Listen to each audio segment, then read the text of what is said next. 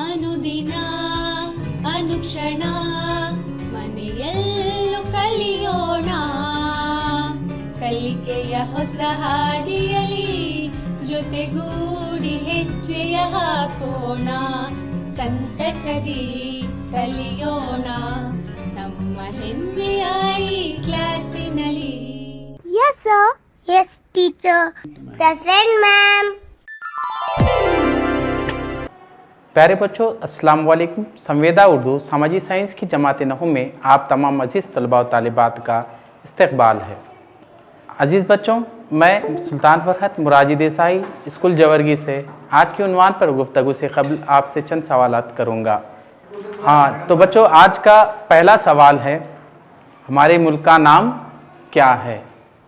जी बिल्कुल सही सवाल आपका। आज का हमारा सवाल है, हमारे मुल्क का नाम क्या है? माशाल्लाह, दुरुस्त जवाब, हमारे मुल्क का नाम हिंदुस्तान है। अगला सवाल है, सवाल नंबर 2, हमारे मुल्क में कितनी रियासतें हैं? हमारे मुल्क में कुल कितनी रियासतें हैं?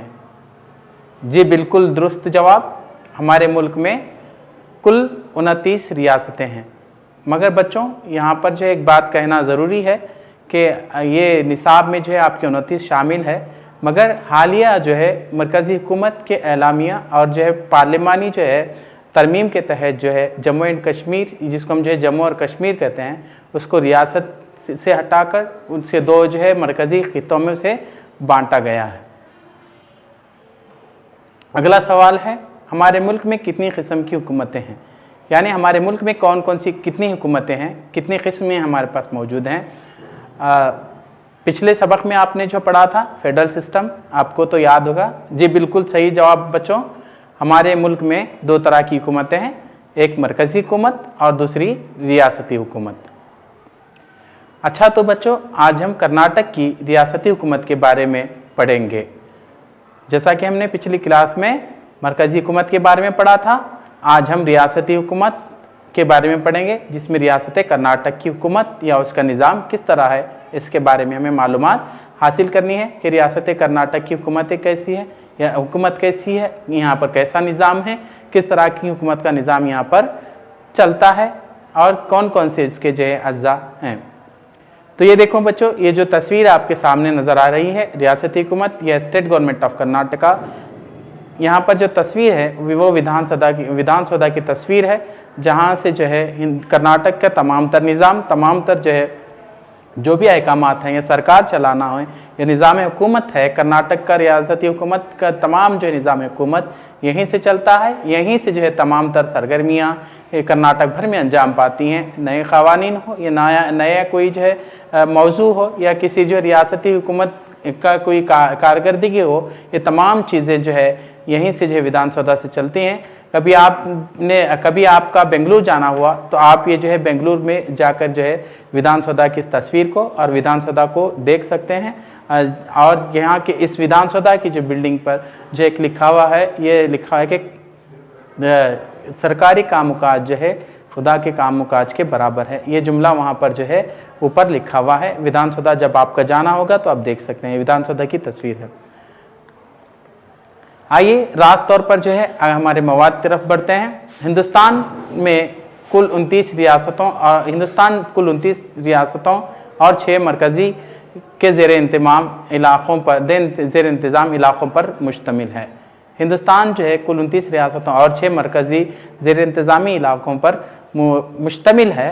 मरकज़ी हुकूमत की तरह इसके 3 अहम जो है हिस्से हैं, यानी मरकज़ी हुकूमत की तरह जो है रियासती हुकूमत के भी 3 अहम हिस्से हैं। जैसा कि हमने कहा कि वफाकी जो है क्या मालूम है निज़ाम हुकूमत या जिसको फेडरल सिस्टम हम कहते हैं, फेडरल सिस्टम में जो है रियासती और मरकज़ी हुकूमत 2 आती हैं। मरकज़ी हुकूमत के जिस तरह से 3 हिस्से थे, इसी तरह जो है रियासती हुकूमत के भी हमारे पास 3 हिस्से मौजूद हैं। 3 अज्जा या 3 जो है part of the government, state government के जो है 3 हम पार्ट कहेंगे। यहाँ पर जो है पहला जो अहम हिस्सा है वो है मजलिस कानून साज, उसके बाद दूसरा जो है मजलिस आमिला, तीसरा जो है मजलिस अदलिया। यानी मजलिस कानून साज लेजिस्लेचर, मजलिस आमिला एग्जीक्यूटिव एंड तीसरा है अदलिया यानी जुडिशरी। तो किसी भी हुकूमत के जमहूरियत में 3 हिस्से होते हैं, तो यहाँ पर भी इसी तरह जो है हमारी रियासती हुकूमत कर्नाटक और मरकज़ी हुकूमत के भी 2-3 हिस्से हैं, जैसे मजलिस कानून साज लेजिस्लेचर, मजलिस आमिला यानी जो है एग्जीक्यूटिव, और नंबर 3 मजलिस से जो है अदलिया जिसको हम कहते हैं, उसको जुडिशरी कहते हैं। तो आइए बच्चों हम एक जो है मालूमात हासिल करें। तो पहले जो है लेजिस्लेचर यानी जो है जिसको हम कहते हैं कानून साज, मजलिस कानून साज के बारे में जो है पढ़ेंगे। तो मजलिस कानून साज की जब बात होती है, पिछले हिस्से में मरकज़ी हुकूमत का जब पढ़ते थे हम उस वक्त 2 हिस्से देखे थे, तो इसी वक्त भी जो है यहाँ पर भी मजलिस कानून साज की जो है रियासती सतह पर 2 ऐवान होते हैं, जिसमें जो है एक ऐवान विधानसभा और दूसरा ऐवान जो है विधान परिषद है।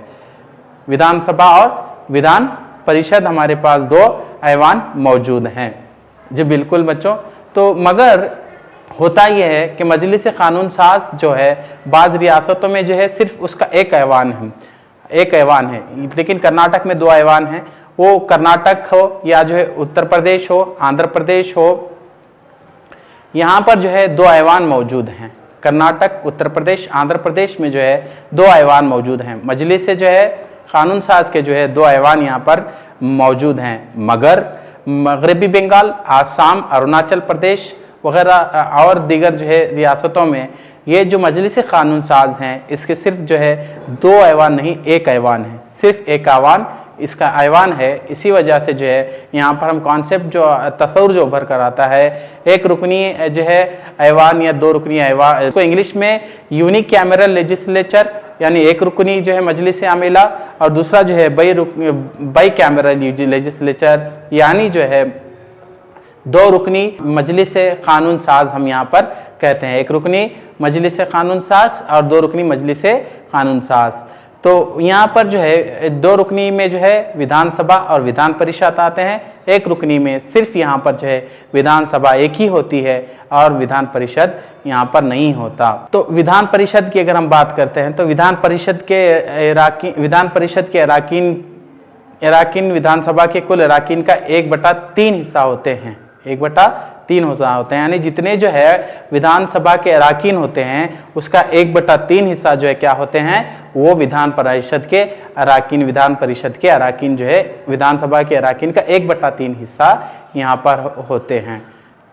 किसी भी रियासत के जो है विधानसभा के अराकीन की तादाद जो है दस्तूर के मुताबिक, दस्तूर हिंद के मुताबिक विधानसभा के अराकीन यानी एमएलए की जो तादाद है किसी भी स्टेट में, किसी भी रियासत में वो 400 से ज़्यादा नहीं होनी चाहिए या जो है 60 से कम नहीं होनी चाहिए। कम से कम अगर एमएलए होना है किसी स्टेट में, किसी रियासत में, तो वहाँ पर जो है 400 से ज़्यादा जो है क्या मालूम है अराकीन को हम नहीं रख सकते, या कम से कम 60 अराकीन तो यहाँ पर तादाद या उसकी क़ैद रखी गई है, तभी हम जो इसमें करते हैं। मगर आबादी और जो है चंद वजूहात की बिना पर जो है यहाँ पर जो है आबादी कम होने की वजह से या दीगर जो है वजूहात की बिना पर जो है मिज़ोरम हो, गोवा हो, यहाँ पर जो है मिज़ोरम और गोवा में जो है हमारे पास सिर्फ 40 अराकीन यानी 40 एमएलए की जो है मजलिस कानून साज मौजूद है। मजलिस कानून साज जो है 40 अराकीन की मजलिस कानून साज मौजूद है, मगर शर्त थी 60 की। कर्नाटक में विधानसभा के कुल अराकीन की तादाद की अगर बात करते हैं तो 225 कुल अराकीन जो है हमारी विधानसभा में मौजूद हैं, जिनमें 224 अराकीन को अवाम रास्त तौर पर यानी डायरेक्ट अवाम जो है अपने वोट के ज़रिए, हक़ रायदही के ज़रिए मुंतखब करती है, और बकिया जो है 1 रुकन को जो है एंग्लो इंडियन कम्युनिटी से गवर्नर रास्त तौर पर जो है चुनकर भेजता है ऐवान के लिए या मुंतखब करता है। तो यहाँ पर जो है गवर्नर मुंतखब करके भेजता है। तो यह एंग्लो इंडियन कम्युनिटी किसको कहेंगे, यानी जो है वो रुकन, वो शख्स जिसके जो है वालिदैन में से माँ हो या बाप हो जो बैरोनी या एंग्लो इंडियन या जो एंग्लो इंडियन कम्युनिटी से हो, ये दोनों जो है में से कोई एक जो है एंग्लो कम्युनिटी से अगर ताल्लुक़ रखता हो तो उसका जो है तक़र्रुर यहाँ पर जो है अमल में लाया जाएगा। 1 रुकन के लिए 1 रुकन को चुना जाएगा, बकिया 224 अराकीन जो है को रास्त तौर पर या 224 एमएलए को जो है अवाम मुंतखब करती है, 1 एमएलए को रास्त तौर पर जो है मुंतखब किया जाता है यहाँ पर मजलिस कानून साज यानी लेजिस्लेचर के लिए।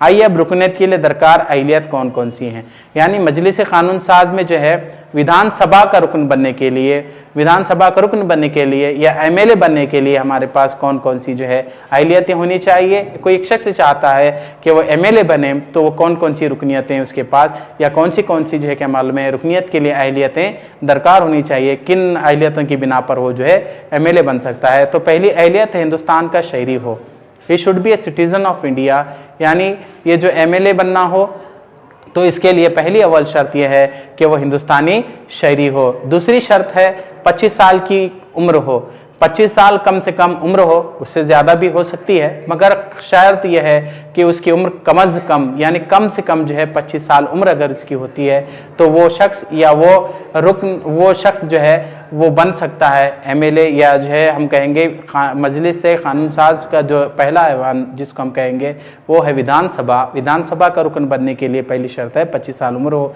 दूसरी शर्त 25 साल उम्र हो, पहली शर्त है हिंदुस्तानी शहरी हो। उसके बाद अगली तीसरी शर्त है हुकूमत के किसी ओहदे पर ना हो, यानी जो है सरकारी मुलाजिम ना हो, यानी हुकूमत की तरफ से जो है किसी ओहदे पर फाइज ना हो। सरकारी मुलाजिमीन के लिए जो है ये शर्त नहीं रखी गई है कि वो एमएलए बने। अगर वो एमएलए बनना चाहते हैं, सरकारी मुलाजिम एमएलए बनना चाहते हैं, सरकार के किसी ओहदे पर फायज है वो एमएलए बनना चाहता है तो उसको पहले चाहिए कि उसके उस जो है ओहदे से अपना इस्तीफ़ा दे, उसके बाद जो है इलेक्शन के लिए जो अपनी नामजदगी दाखिल करे। उसके बाद अगली जो शर्त है अदालत से सज़ा याफ्ता ना हो, यानी संगीन जराइम में जो है या जुर्म करता है या किसी भी जो है संगीन मामले में जो है अदालत से जुर्म याफ्ता ना हो। अगर कोई सज़ा याफ्ता संगीन जराइम में होता है तो ऐसे शख्स को जो है एमएलए बनने का कोई हक नहीं है अहलियत के एतबार से। अगली अहलियत है पाँचवीं जो ज़हनी बीमार ना हो, ज़हनी बीमार यानी पागल अहमक ना हो। छठी अहलियत है पार्लियामेंट से मंजूर करदा दीगर अहलियतों का हामिल हो, यानी बदलते वक्त के साथ जो है पार्लियामेंट ये काबीना जिसको हम कहेंगे हिंदुस्तान की मरकज़ी हुकूमत की काबीना जो है या रियासती हुकूमत की काबीना है या रियासती हुकूमत का ऐवान है या मरकज़ी हुकूमत का ऐवान है, उसके ज़रिए जो है बनाए गए क़वानीन पर जो है पूरी तरह से सादिर हो। वो क़वानीन को जो है मान के साथ जो है बदलते दौर के साथ क़वानीन बदलते हों तो उन क़वानीन का वो पासदारी करता हो, वो क़वानीन के जो है दायरे में पूरी तरह से जो है क्या मालूम आता हो तो वो तभी जो है क्या मालूम है विधानसभा का जो है रुकन बन सकता है। तो आइए इख्तियारात मुद्दत यानी जो है टर्म ऑफ ऑफिस जिसको हम कहते हैं वो क्या है।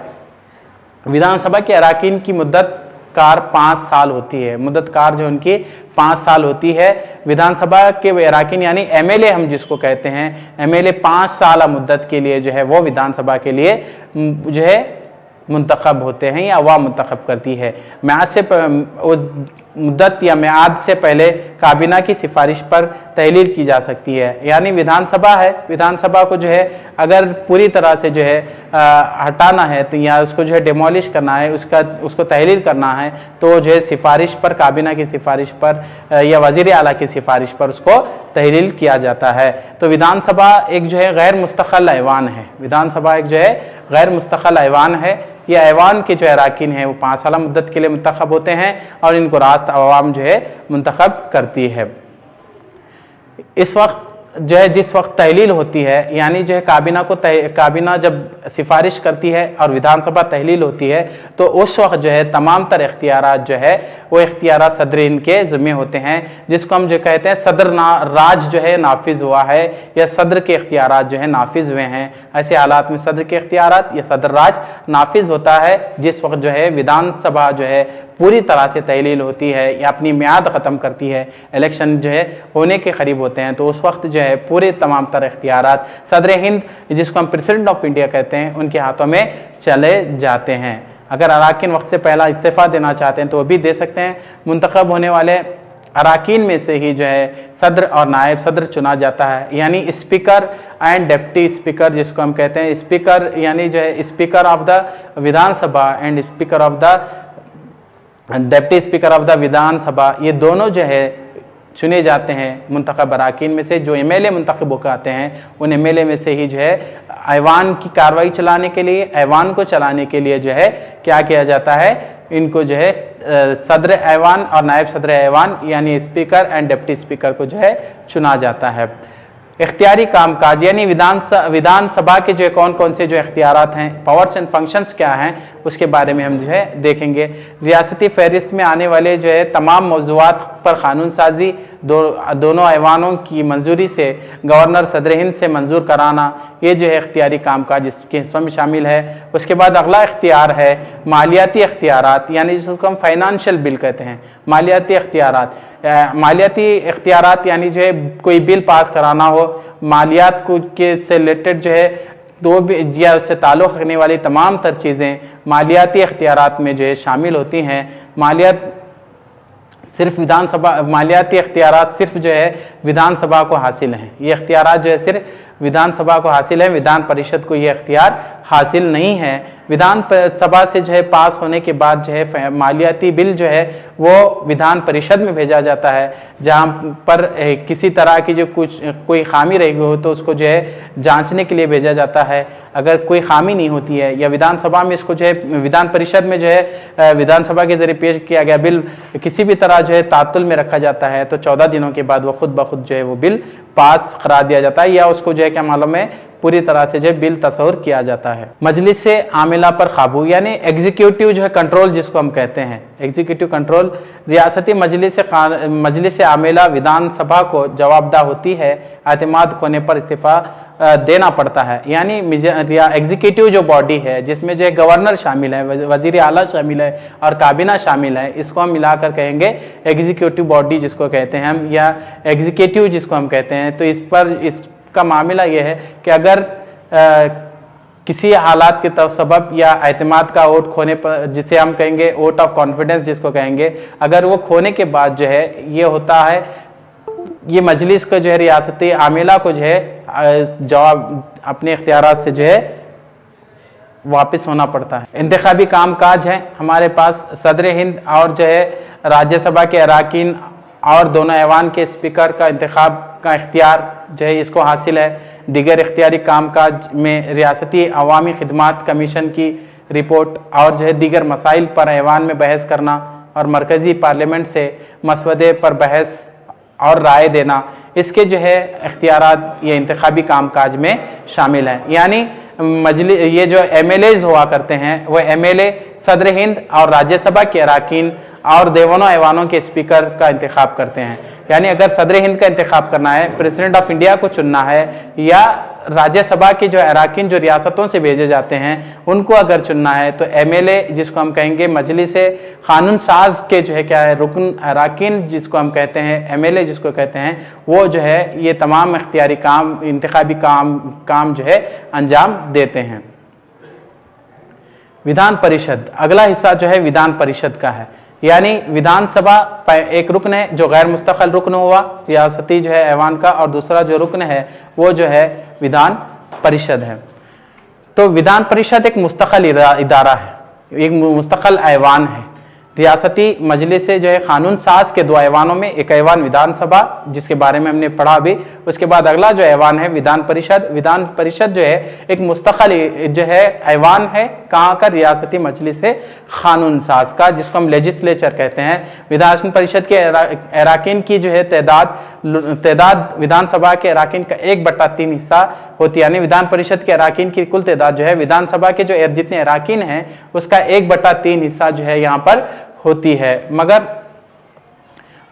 जो है चंद इलाकों में जो है कम होने की वजह से या आबादी का जो नुक्ता नज़र है उसके कम होने की वजह से जो है बाज़ रियासतों में सिर्फ एक ऐवान है, मगर ये ऐवान जो विधान परिषद है वो कर्नाटक में, आंध्र प्रदेश में और उत्तर प्रदेश जैसे जो है रियासतों में जहाँ पर आबादी की तादाद ज़्यादा है वहाँ पर मौजूद है। हमारे कर्नाटक में भी जो है विधान परिषद के अराकीन की कुल तादाद जो है 75 है। यहाँ पर 75 अराकीन हमारे विधान परिषद में हैं, जिसको MLC कहते हैं। विधानसभा के जो अराकीन हैं उनको MLA कहेंगे, विधान परिषद के जो अराकीन है उनको हम जो है MLC कहेंगे। विधान परिषद के MLA यानी member of the legislative assembly और MLC यानी member of the legislative council कहेंगे। तो ये काउंसिल के जो है 75 अराकीन हैं वो मुख्तलिफ जो है हलकों से मुंतखब होकर आते हैं, मुंतखब हलकों की नुमाइंदगी करते हैं, जिनमें जो है हमारे पास ग्रेजुएट काउंसिल, टीचर्स काउंसिल, फ़न, अदब, तालीम और चंद रास्त चुने जाते हैं।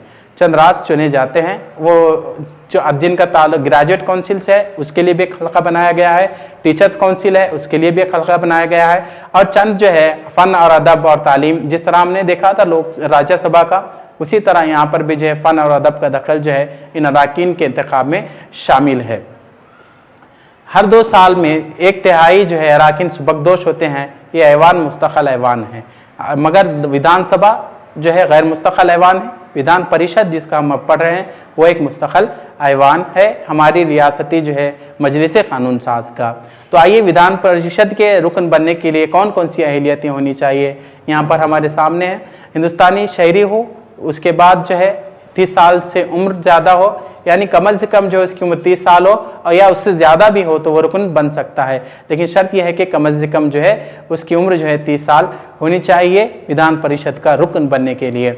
उसके बाद अगला है विधानसभा का रुकन बनने के विधान परिषद का रुकन विधानसभा का रुकन बनने के लिए जिन अहलियतों को रखा गया है वो तमाम अहलियतें इसमें शामिल हैं। मिसाल के तौर पर हमने पिछले पढ़ा था कि हिंदुस्तानी शहरी हो ये भी शामिल है, 30 साल उम्र हो, दिमागी तौर पर जो है माजूर ना हो या जो है पागलपन का शिकार ना हो, संगीन जराइम में जो है मुलविस ना हो, या कोर्ट की तरफ से जो है उसे जो है आदि मुजरिम या मुसलसल जो है संगीन जराइम का शिकार जो है तस्वर ना किया गया हो। ये तमाम चीज़ें जो है विधान परिषद का रुकन बनने के लिए शामिल हैं। यूं कहें बच्चे, विधान परिषद का रुकन बनने के लिए जो है विधानसभा और विधानसभा परिषद का रुकन बनने के लिए दोनों के लिए अहलियतें साथ जो है एक जैसी हैं, मगर उम्र की एक कैद है। विधान सभा का रुकन बनने के लिए 25 साल जो है उम्र होनी चाहिए, विधान परिषद के लिए 30 साल उम्र यहाँ पर हमारे पास मौजूद है। उसके बाद है इख्तियारात या मालियाती इख्तियारात को छोड़कर तमाम तर इख्तियारात जो है हासिल हैं जो विधानसभा को हासिल हैं। हमने पीछे जो है पढ़ा जिसमें जो है हमारे पास इख्तियारी कामकाज हैं या अदलिया का इख्तियार है, ये तमाम तर जो मालियाती इख्तियारात को छोड़कर तमाम तर इख्तियारात जो विधानसभा को हासिल हैं वो तमाम इख्तियारात जो है विधान परिषद को भी हासिल हैं। जो विधानसभा को हासिल है वो हासिल हैं। कानून साज का अमल है, पहले पढ़ना, ये अब ये तमाम चीज़ें तो आई। उसके बाद जो है किस तरह से जो है कानून साजी होती है, विधान परिषद हो या विधानसभा में हो, साजी का अमल किस तरह होता है। तो पहला है कानून साजी का अमल इस तरह है, पहले पढ़ना है, यानी जो मसवदा या जो कानून जो है सरकार की तरफ से जो है दिया जाता है या सरकार बनाती है, वो कानून को जो है पहले पढ़ा जाता है, पहले जो है उसको ऐवान में पढ़ा जाता है। उसके बाद जो है पहली दफ़ा ऐवान में बावाज़ बुलंद मसवदा पढ़ा जाता है, यानी पढ़ना है। पहला जो है क्या है, जो भी कानून बनना है वो कानून को लाकर, वो बिल को लाकर जो है जो जिस हल्के से ताल्लुक़ होता है उस हल्के से या उस जो है हुक्म जो है विजारत है उस विजारत से ताल्लुक़ रखने वाला जो वज़ीर होता है वो आकर जो है ऐवान में पढ़ता है, या नहीं तो ऐवान के स्पीकर और डिप्टी स्पीकर जो है वो जो है पढ़ते हैं। पढ़ने के बाद जो है उसको बावाज़ बुलंद पढ़ना पड़ता है। फिर उसके बाद दूसरी बार पढ़ना, इस पर बहस की जाती है, यानी पहली बार पढ़ने पर सिर्फ पढ़ा जाता है, जहाँ पर लोग सुनते हैं, जो अराकीन हैं वो बैठे हुए वो अराकीन सुनते हैं, चाहे वो विधान परिषद के अराकीन हो विधानसभा के अराकीन हो, दोनों पढ़ते हैं। उसके बाद पढ़े गए मवाद पर जो है दूसरी मरतबा जब फिर पढ़ा जाता है तो उस पर बहस की जाती है। उसके बाद अगर कुछ खामी होती है तो कमेटी को भेजा जाता है, और तीसरी बार पढ़ने पर इसको ज़ुबानी जो है तकर्री तौर पर बहस की जाती है और गवर्नर की मंजूरी के बाद सदर हिंद को भेजा जाता है। यानी बच्चों कोई बिल या कोई जो है मसवदा जो है कोई ऐवान में पेश किया जाता है, या दोनों ऐवान जिसको मजलिस कानून साज के 2 ऐवान जो हैं वो दोनों ऐवानों में पेश किया जाता है, तो वो ऐवानों से जो है सीधा जाने के बाद जो है वो बिल को जो है एक बार पढ़ा जाता है ताकि सभी लोग सुने। उसके बाद दूसरी बार पढ़ा जाता है जिस पर बहस की जाती है। तीसरी जब पढ़ा जाता है, कुछ खामी अगर होती है दूसरी बार तो उसको तीसरी मरतबा जो है उतार कर तीसरी मरतबा पढ़ा जाता है, और उसको जो है सूती वोट के जरिए या ओरल जो वोटिंग के जरिए जो है मंजूरी दी जाती है, और गवर्नर की मंजूरी के बाद सदर हिंद को भेजा जाता है, और वहीं से दस्तखत होने के बाद जो है वो कानून बनकर मुकम्मल तौर पर हमारे सामने आता है। उसके बाद रियासती मजलिस आमिला हम जिसको कहेंगे स्टेट एग्जीक्यूटिव बॉडी। रियासती मजलिस आमिला में कौन कौन शामिल हैं, तो बच्चों गवर्नर है, वजीर आला है और वज़रा यानी काबीना हम जिसको कहते हैं। ये 3 चीज़ें जो है यहाँ पर शामिल हैं, याद रखें। स्टेट एग्जीक्यूटिव बॉडी में जो है हमारे पास रियासती मजलिस आमिला के गवर्नर और जो रियासती वजीर आला और उनकी काबीना, ये तीनों को हम कहेंगे रियासती एग्जीक्यूटिव बॉडी है, जिसको हम कहेंगे मजलिस आमिला।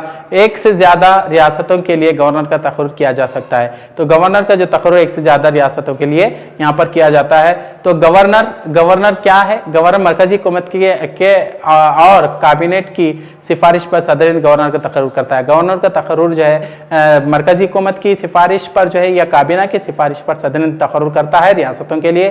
गवर्नर रियासत का आला सरकारी ओहदेदार होता है।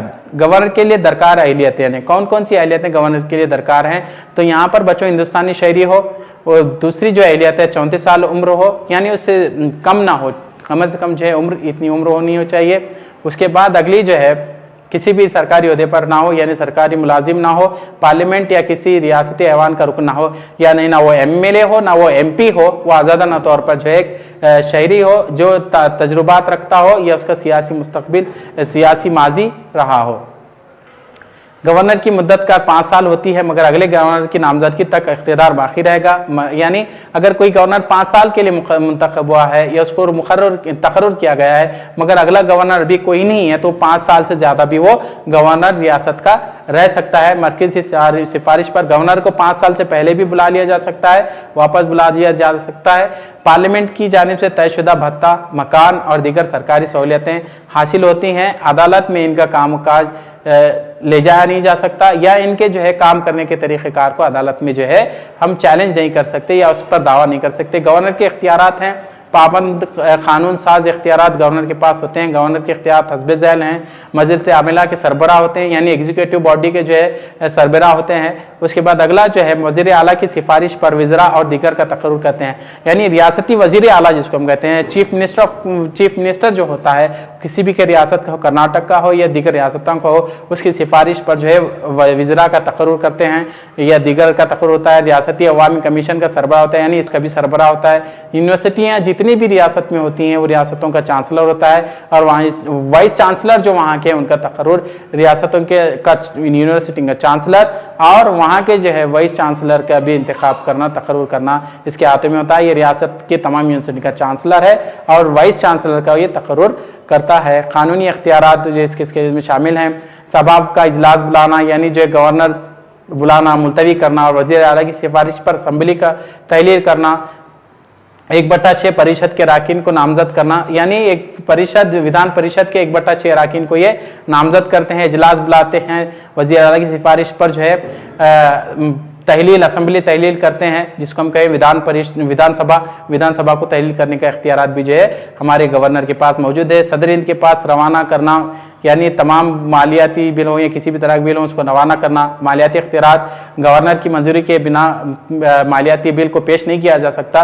रियासती मालियाती कमीशन के लिए नामजदगी, हंगामी जो है तसर्रुफ, माली तसर्रुफ इसकी इजाज़त देना और दीगर जो है तमाम मामलात को हल करना। अदालती इख्तियारात, यानी जिसको हम कहेंगे जुडिशियल पावर जो है गवर्नर के ये हैं, सज़ा याफ्ता को माफ़ी देना। अगर कोई संगीन जराइम में है मगर जो है उसका रवैया अच्छा है तो वैसों को जो है माफ़ी देने के इख्तियारात भी जो है यहाँ पर हमारे पास गवर्नर के पास मौजूद हैं। एडवोकेट जनरल का भी तकर्रुर करना, जज हाईकोर्ट के जज का तकर्रुर करना इसके हिस्से में शामिल है। तो वज़ीर आला है, वज़ीर आला जो रियासत का जो है हुकूमत का सरबराह होता है। हुकूमत की कामयाबी और नाकामी जो है इसी के हिस्से में होती है। वज़ीर आला बनने के लिए दोनों ऐवानों में से किसी एक ऐवान का रुकन होना लाजमी, अगर बन भी जाए तो 6 माह के अंदर जो है रुकनियत हासिल होना होगा।